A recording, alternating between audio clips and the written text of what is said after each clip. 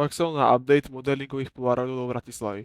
Zobudil som sa, čekol postavu, čekol váhu, pravil si vlasy a utekal na autobus. Samozrejme vlak zase meškal pol hodinu, krásne umelecké záchody, toto je dôvod, prečo chodím vlakom. Konečne som vystúpil v Bratislave a hneď šprinty na električku. Slovenská technická univerzita. Konečne som dorazil do agentúry.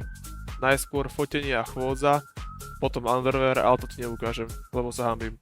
Úspech, môj agent bol spokojný s novým lookom a novým účasom.